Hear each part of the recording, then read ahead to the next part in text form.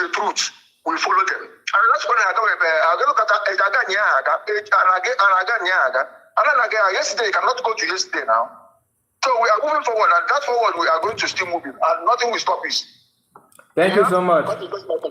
Thank you, my brother. Thank you. I love your submission. Very, very straightforward. Thank you. God bless you. Thank you, my brother. Thank you. Somebody was calling. I don't know the person, and I'm gonna call back.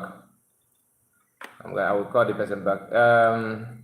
My sister, happy man. Don't waste your energy on that guy. Okay. I hope he's one calling. Hello. Hello.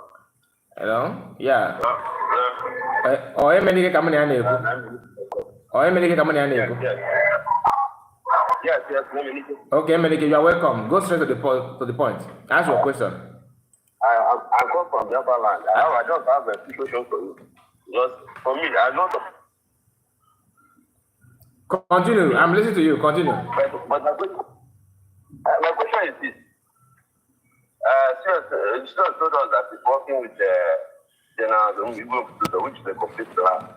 Because the information which I have, even my brother, my cousin, they think he won't put us processing with the Commander General. I did not hear you. I did not get your question. What is your question?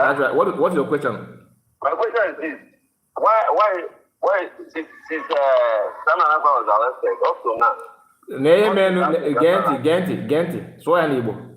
Come on, Please do the time on Anapa. Straight, Nothing is happening in that land. That's one. Two. All the foreigners we organize on it. Men are on ground. None of them is collecting any money. And even that guy, he's working with these people, this Panama State. I don't know my number to this is a hold on. Why can I Commander Jensen, and even my cousin confirm it. If you like, I will give his number. I will confirm from you. He tell on his man. Now,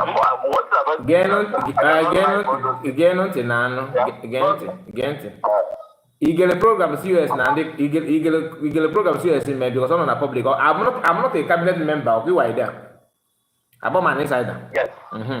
Now, mana, a program serious put on away me. Serious put away me. We're not what everybody. Even men. Now they send there go.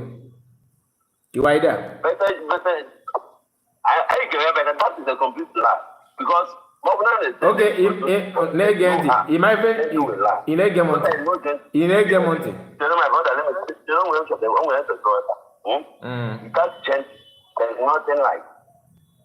there's nothing like a supporting that professional because even just to have space on our way. I thought those sleep behind it, so that's the complete lie.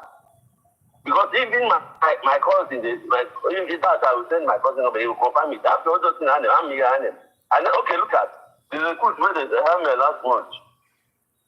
How many people survive in that? So up here, I can't see people. We've not been group step.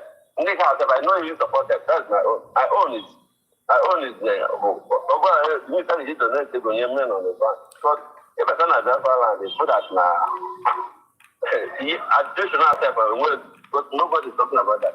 Because when not Yana never have a social media banter. And he don't know what you so that even that I didn't know. You could have freedom fighter, or I'm not the judge. You could have off. That is not a freedom fighter. Correct. Off. So many people now, you know what you did. As you never. Okay, thank you. You look at an if you have POS, also that not the same, the Google would do so, and I just say, go up that group here, or up that group. Oh, I can let me shock you. Imana, if you in a Gunan, you could he just face a so face. Can you catch quality on? Personally, more neighbor, Ana ma doubt na wele ga na said okay no they believe in the wele get send for gender put akwo no wele get send e believe me ya